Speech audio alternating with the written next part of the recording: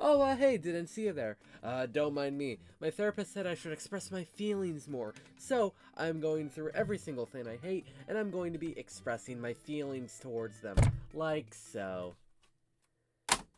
Oh, and trust me, there have been a lot of things that have been affecting my mental health recently. You got Top 100, Bananas, the number 58, the color purple. I don't know, I just have a feeling that the color purple just has it out to get me, you know? I went to go buy some lavender flowers the other day, and when I looked at the receipt to check the price, it just says you written in purple. Speaking of colors, did you know that in the original Kirby's Dreamland, Kirby didn't really have a color yet? So in the North American box art, he was gray, but in the Japan box art, he was pink. Stupidest transition I've done yet. Kirby's Dreamland, or Hashi no Kirby in Japan, is a 2D platformer on the Game Boy that was released in 1992 and was directed by Masahiro Sakurai from HAL Laboratories. The game follows a then-gray puffball named Kirby that crash lands on a planet which would soon be referred to in the series as Planet Popstar, where the main antagonist, by the way, I kid you not, is named King Dedede. Best name for a villain yet. Dedede steals all the food from this kingdom or country or whatever you call Dreamland at this point, called Dreamland. So it's up to Kirby to get the food back to its rightful owners. The gameplay of Kirby's Dreamland was designed to be easy for people who have never played a game before, or people who just want an easy game to play, so it's not really that hard of a game. Well, what is the gameplay and what can Kirby do? Well, I'm glad you asked, Corbin, who already knows the answer. Kirby follows the same type of gameplay that Mario uses. Complete the stage by going from point A to point B. However, Kirby does not jump on people's heads. No. He has morals. So instead of jumping on their heads and leaving them with thousands of broken bones, medical bills, and therapy visits, he eats them. Look, okay, I know that sounds bad, but just hear me out. This is the main gimmick of the game, the inhale, where Kirby opens his mouth and it turns into some weird vacuum like suck thing, and then they get inhaled. From there, you could swallow them, or you can spit them back out at rapid speeds in the form of a star to collide with their loved ones. Look, okay, that still sounds bad. I don't really know what point I was trying to make, but this is a really cool gimmick, and it gives the enemies another use in the game.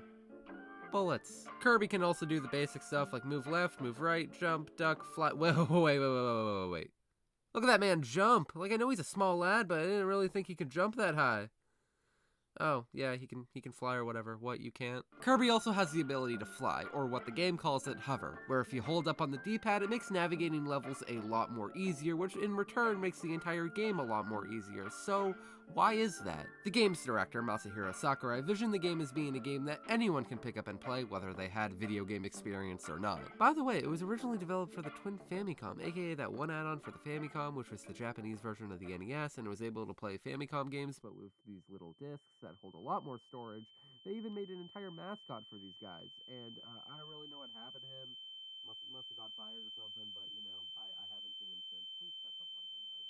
Soon it was moved to the Game Boy and also had a different name at the time. Kirby was not named Kirby. Instead, he was named Twinkle Popo.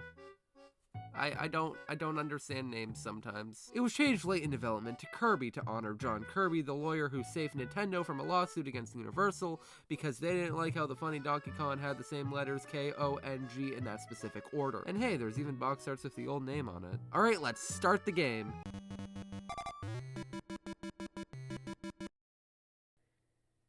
Does this mean I committed identity theft? There are 5 levels in the game, each of them taking around 5 minutes to beat. Each one has a boss at the end of the stage, as well as the first 4 stages having a mini-boss, except I lied, level 3 doesn't have one for some reason, and I don't know why. Now, it's a short game, casual players can beat it in under an hour, but for a game on the Game Boy that can't really run big games like the NES, and the fact that it's supposed to be easy and welcoming, it's fine. Now, I first played this on the Nintendo Switch, because I don't own a copy of it on the Game Boy. Which means I was just holding this in for shits and giggles. The first level is your standard grassy plains with a forest near the end. Halfway through you fight Mr. War Crime Poppy Bros, and at the end you fight a big old tree named Wispy Woods. And for some reason I guess Kirby just hates the specific tree, because in every single Kirby game after this he beats up that damn tree, and I don't know why. but put that in your Kirby lore books alongside King Penguin Guy takes all the country's food because he needs another bag of damn chips. The second one is not a desert level like most games that start to use at this time, but instead a castle-themed level with these people named Lololo and Lalala. Man, this game really likes their 2 letters that get repeated 3 times names. You fight Lololo alone as the mini-boss, but then you get to fight both of them at the end. To beat them, you suck out the blocks they push and shoot them back out at them. Level 3 is your beach world, and fun fact, this will become one of the most recurring themes in Kirby stages. And also for some reason this level does not have a mini-boss like I mentioned before. I don't know why. 0 out of 10, this game sucks. But hey, the boss in this level is a big blimp that you get to fight in the sky shooting at it like it's a rail shooter. Sorry, I judged the game too quickly. Give me one moment. 1 out of 10. It still doesn't have a comically large Kirby. Speaking of which, let's talk about the power-ups. Before the days of spear copters and tilted toxic towers, Kirby had power-ups that can be found throughout the levels. However, unlike Mario, these power-ups are timed, so you can't keep them forever. First up, you got the Mint Leaf and the Super Spicy Curry. The Mint Leaf lets you spit out puffs of air while flying constantly. Think of it when Kirby can attack in water in later titles, but better. Now in that fight with that big blimp named Kabula, I think I'm pronouncing that right. I don't know. Kabula. Yeah, I really hope I am. Kabula.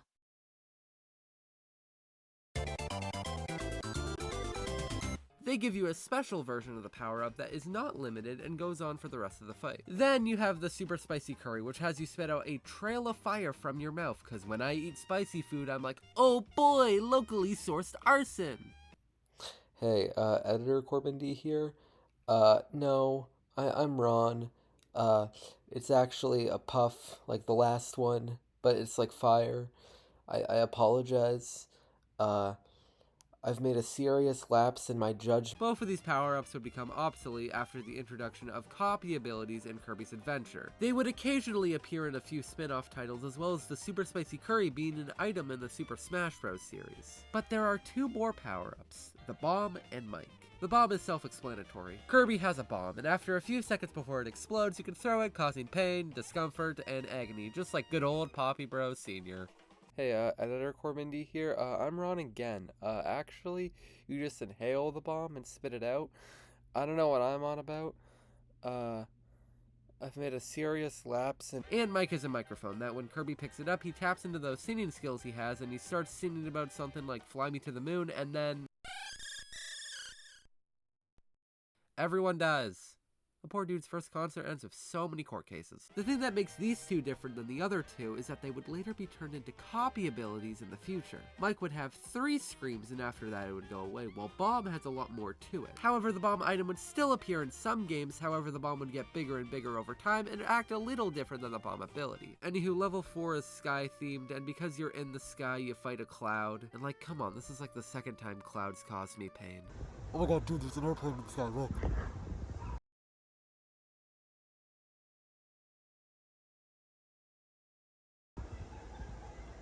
Damn it! Kracko is a cloud with an eye that you fight 2 times. First you fight him as a little one named Kracko Jr., then at the end of the stage you fight him as Big Boy Kracko. In the fight he shoots out these one-eyed Waddle Dee looking guys named Waddle Doos who have the ability to shoot a laser projectile at the player in a certain area, and if they fail to attack you, oh boy, they will try again. Or beam attack, yeah, I'll just call it that. Many other enemies in this game do beam attacks as well, like this one called Whizzer, which sounds like a name of a magician, or a Peaser. What kind of parent names their kid Peaser? Now the last level of the game, Mount Dedede. Now this one's actually pretty unique because the level splits up into 4 different parts, each being a mini segment themed after one of the previous levels, ending with a rematch of that area's boss. After all of that, you fight good old King Dedede in this boxing looking arena, and this is the hardest fight in the game. I mean, it's not really a super tough fight, but with many attacks and the finicky controls of the Game Boy, it can be a little bit of a tough fight.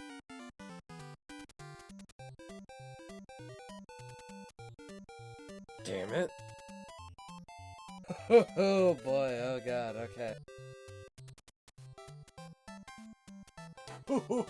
Penguins are a cool animal. They're really cool. But you beat King Dedede and return all the food to Dreamland.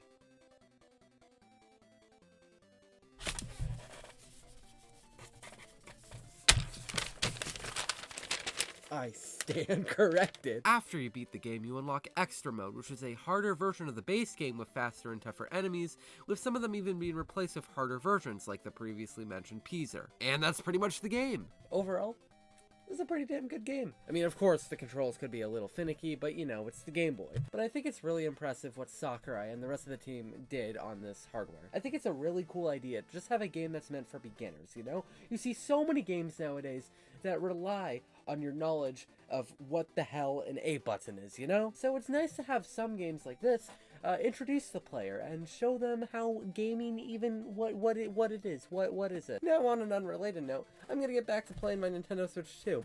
Pretty fun console. I don't really know why people would have a problem with it. I mean, I'm pretty sure everyone loves it. I don't know. I haven't been on the internet in 8 months. It's everywhere. I can't escape it. There's so much controversy. Okay, I can't. I'm done.